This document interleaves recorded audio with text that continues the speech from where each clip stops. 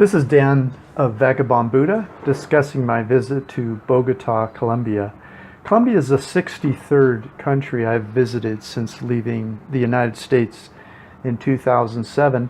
This video includes my favorite pictures and notes about top things to do in Bogota, favorite restaurants in Bogota, money-saving tips in Bogota, livability factors, and cost of living in Bogota. You don't have to take notes as you enjoy the pictures because everything I say is in writing at vagabondbuddha.com, including links to Google Maps for each location I mention. Bogota, top 10 things to do. La Candelaria is the center of Bogota for cultural lovers. This is the historical center of colonial era Bogota, established in 1554, with many of the buildings centuries old. Much of the area is preserved in its original state with cobblestone streets and original facades. Because of its picturesque nature and early architectural examples, La Candelaria also includes many of the other top 10 things to do, such as Bolivar Plaza, Museo Botero, Cathedral of Colombia, and some great graffiti north of Plazuela del Chorro de Quevedo. You could easily spend a few days taking in sights and sounds of La Candelaria. We didn't experience any trouble when we were there, but many people say to avoid the area after dark unless you're traveling in a group. Start your day early with a traditional Colombian breakfast. Make sure to wander aimlessly and absorb the flavor of the architecture, then start clicking the below links and see some specific highlights here in the area. In the favorite restaurants, I'll cover where you should have breakfast. I'll only mention it now, so you'll listen for it below. But it's La Puerta Falsa, and there's a link, as I mentioned. You'll want to click that link so you know where to go. Again, in La Candelaria, the top 10 things to do, the second thing is Plazuela del Chorro de Quevedo. If you enjoy political and cultural the nature of graffiti, street art, then don't miss the street heading north of this plaza. It's free. Once you are in La Candelaria, just click the link and let Google Maps point the way. Most of the graffiti pictures in this post are from the immediate streets dumping into the plaza and also from various spots around La Candelaria. But there are also restaurants, coffee houses, and bars where you will see the locals and tourists enjoying their beautiful city. So definitely come to this plaza. Have a cup of chicha while there, $2 USD per cup. It's a traditional fermented drink of Colombia. All the prices I mention here are in US dollars. The Colombian peso will vary, but that's about what you'll pay. The third things to do in Bogota is Museo Botero. Museo Botero is a must-see if you enjoy modern art. It's free. They have works there from Fernando Botero, which are a must-see, but they also are displaying Miro, Picasso, Monet, and many other impressionists. Once in La Candelaria, just click the link to the left and it will be close by. Museo Botero. Bolivar Plaza. The pictures in the video where Chung Hui has pigeons eating out of her hands are from the middle of Bolivar Plaza. Bolivar Plaza is also in La Candelaria. Bolivar Plaza has the High Court of Colombia, where Pablo Escobar is rumored to have financed the execution of 11 of the High Court justices. Make sure to go into the Cathedral of Colombia when you are in the plaza. The Cathedral of Colombia in Bolivar Plaza. This is a must-see while in La Candelaria. Walk into the cathedral from the center of Bolivar Plaza. You'll see it. It's the tallest building. It's free. While we were there, they just happened to have a free concert by the Colombia National Symphony, also free.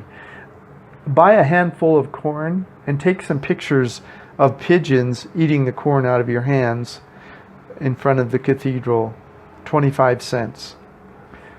Santuario Nacional de Nuestra Señora del Carmen.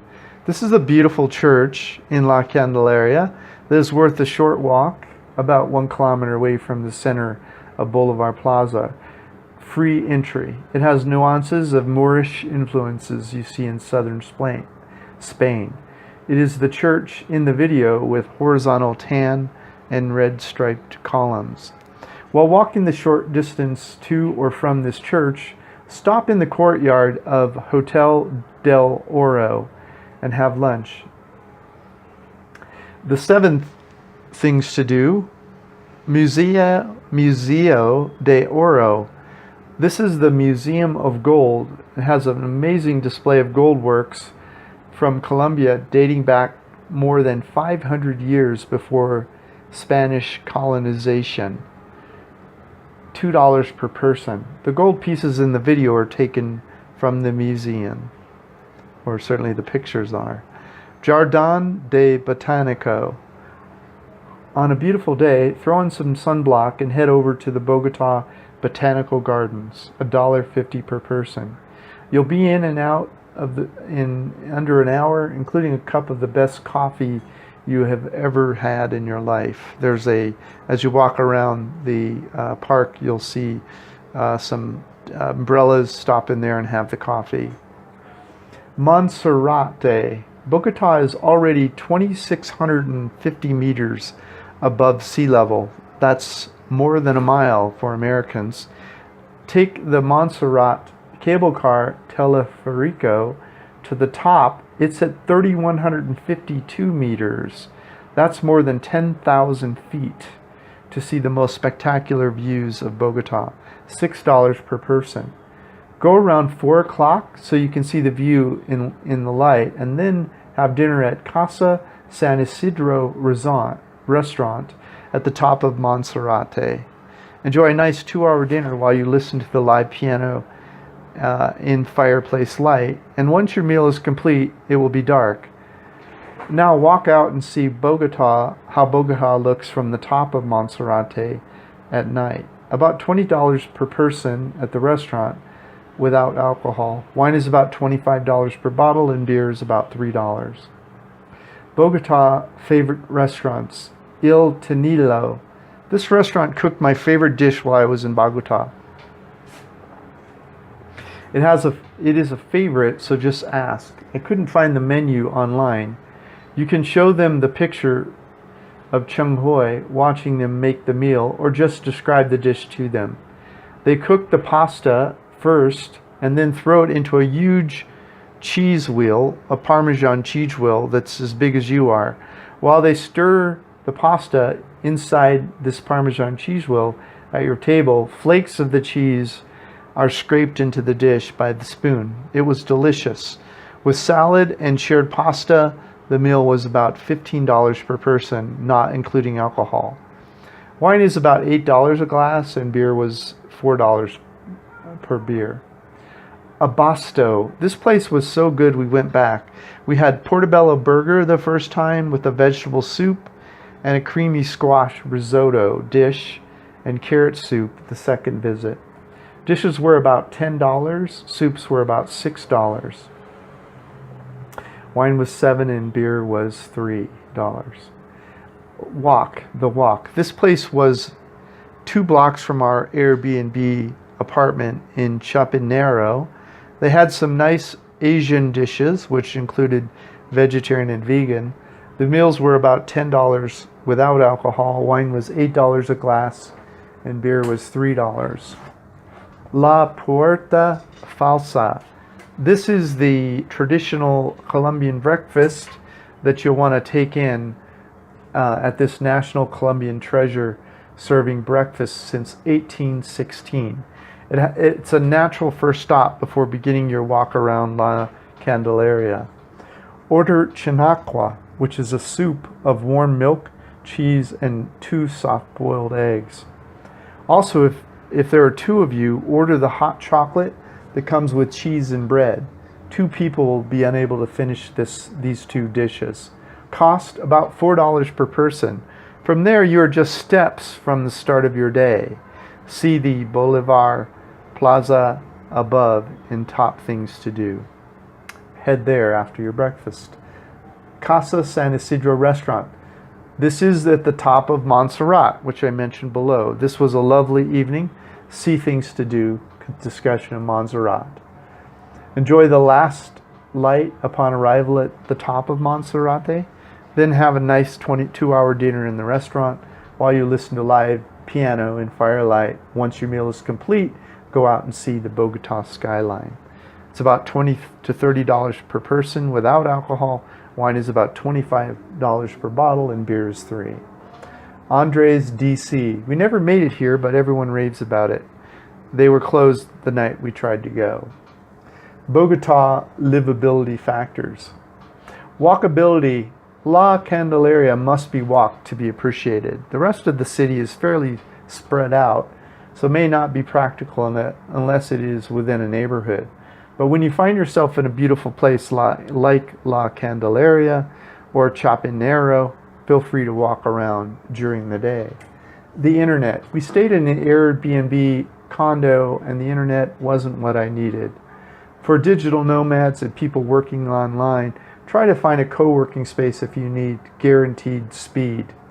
Exercise. We stayed in Chapinero area of Bogota and ran around the neighborhood for exercise. Stopped periodically to take pictures. It's a beautiful place. Safety. After dark, it can be dangerous to walk around. We were fine walking in the day, but at night we used Uber. It never hurts to visit the U.S. State Department's travel warnings and check any country you are visiting. Nightlife. We didn't check out the nightlife while in Bogota. I was swamped with work, but there is a digital nomad talking about it, and I provided a link. Food costs, grocery. You can save money in Bogota by cooking at home, no doubt. I would say that food costs from the grocery store are only about 20 to 30% cheaper than the U.S. But that is high quality food from a high-end grocery like Carula, link provided. We didn't have time to check out more budget-friendly neighborhood groceries. Weather. Colombia is near the equator, so the weather doesn't fluctuate much by season. However, at 2,650 meters above sea level, Bogota's temperature is cool year-round, only slightly varying by season. During our November visit, days were 12 to 19 degrees Celsius and nights were about 8 to 12 degrees Celsius. Health risks. Yellow fever shots are required to visit parts of Colombia, but not Bogota apparently. The CDC and other websites talk about more dangerous areas. If you are traveling to any of those locations, get your free yellow fever shot when you land at the Bogota airport. Just have the information desk point you to the vaccinations clinic on the 2nd floor of the airport. But if you need any other shots recommended for Bogota by the Center for Disease Control in Atlanta, get those before coming to Colombia. Bogota money-saving tricks. SIM card. Unlock your smartphone before arrival. Upon arrival at the airport, get a SIM card for $25 for 4G speeds for a month, which includes internet, taxi, and airport transfers. In a word, Uber. Load Uber onto your smartphone before you arrive. Uber is illegal in Colombia, so the driver will ask you to sit in the front seat so they don't look like an Uber driver. I read that you should only get in a taxi that you have called first by telephone. Don't ask a random taxi to stop. There's no record of you being with them. Because you didn't call and register, there's a very small chance you'll get mugged or even killed. It has happened to people. I decided to use Uber since it is so easy and there is an international record of the transaction that the drivers can't erase. Super important tip. Pick a well-known landmark and select that for your Uber pickup location. The drivers can't seem to find addresses here.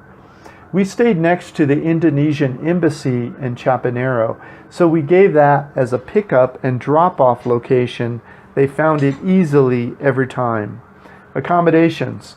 We stayed in the Chapinero area in an Airbnb condo for about $40 per night. It was a gorgeous condo in an amazing area, but the internet was very poor, so I won't recommend it. Life is too short. But I can tell you how to save money in general with Airbnb. Just email 5 to 10 hosts, making them an offer of what you want to pay. One of them is likely to accept. I do this every time. One always accepts if you stay within 25% of what they are asking. Public transportation. There's no subway, and Uber was cheap, so we stayed away from buses. Onward flights. We were flying from Mexico to Bogota on a one-way ticket, and Interjet Airlines wouldn't let us board the flight because we didn't have a return ticket or an onward ticket. Tip: book on Orbitz. They will let you cancel the ticket if you do it within 24 hours. Book right before jumping on your plane and cancel when you land. Closing thoughts.